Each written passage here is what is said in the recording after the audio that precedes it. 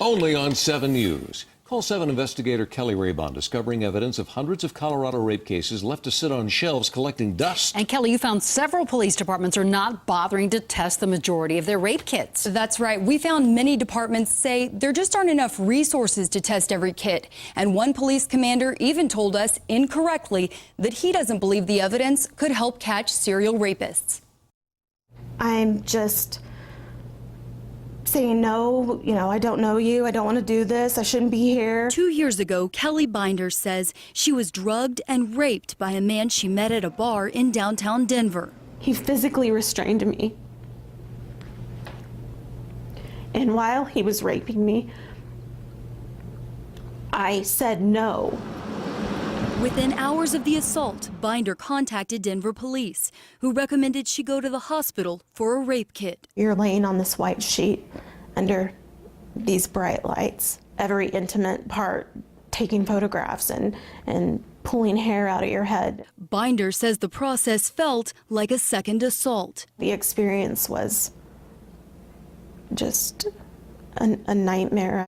The rape kit was given to police, but weeks later, Binder says Denver police told her they couldn't prove she didn't give consent, telling her her rape kit would not be tested to see if her attacker raped anyone else. I was raped. This man raped me, and they did nothing. They did nothing at all. And she's not alone. Since 2008, the Denver Police Department has received 1,064 rape kits. The CALL7 investigators found 44% of DPD rape kits have never been tested. A lot of the rape kits we wind up doing are just to document the trauma and everything else that occurred. Commander Ron Saunier with Denver Police says many rape kits don't need to be tested. That comes down to a case-by-case basis. I can't say yes, everyone would. Saunier says detectives may test rape kits when the suspect is unknown, but rarely test in cases of date rape or domestic sexual assault. No, we don't test 100% of the cases. Some of those, we don't want to test or we don't need to test. Even though DPD performs basic screening on more than half their rape kits, that doesn't mean it does all the testing necessary. DPD couldn't tell us how many kits it's tested for DNA, which is crucial to matching offenders in the national database. We asked if that was something worth tracking. I don't know. I can't see, short of for your story, it's hard to say. I don't know, why that would be something that we need to track. When I hear those numbers, they're incredibly frustrating to hear about. Karen Moldovan with the Colorado Coalition Against Sexual Assault says departments need to do a better job testing rape evidence. Somebody that may have sexually assaulted a friend or a loved one may also have sexually assaulted strangers. The Fort Collins Police Department sends its rape kits to the Colorado Bureau of Investigation. Since 2007, Fort Collins collected 243 rape kits, but our investigation found 72% were not tested. Do you think that more kits should have been sent? No. Captain Don Vaggi says in cases where the primary question is if the victim consented, those kits are not tested. Depends on what the circumstances of the case are.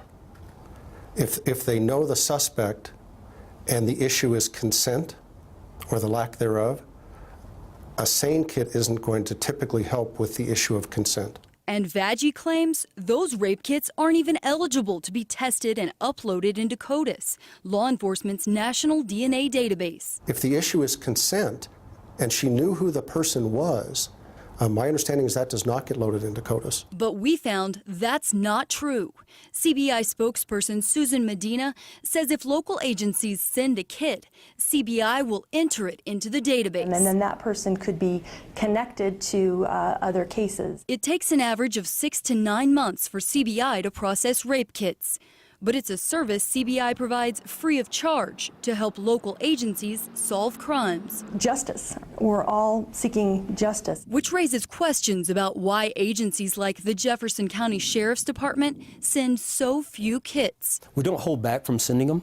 We just don't want to unnecessarily bog down the system at CBI. Mark Techmeyer says Jefferson County collected 117 rape kits during the last 5 years. But we found 64% of its rape kits have not been tested. And to send them tests that have absolutely no use whatsoever would be illogical. How do you think a victim would feel hearing that what's in that rape kit is of no use? Our victims know. Do you think that victims deserve more? I think that victims and survivors deserve absolutely anything we can possibly give to them as a society. So by having this evidence, it can really be helpful in piecing cases together. At Denver Police, Saunier says his department is doing the best it can. If there's a rapist out there, I want to do everything in my power to try to catch him. But I also have to realize, you know, that I don't have unlimited resources. And the fact that my rape kit test was never submitted into the system just allows another predator to go free to do this again to somebody else. None of the departments that we spoke with could tell us how many total rape kits were being held in storage or how many total had been tested. And many asked us for thousands of dollars to research that information. States like Texas and Illinois and cities like San Francisco and New York mandate that all rape kits are tested. And the Justice Department is working on best practices for testing. On our website, thedenverchannel.com, we've created interactive charts detailing the numbers of rape kits tested by many Colorado communities. Live in the newsroom, I'm CALL7 investigator Keli Rabon.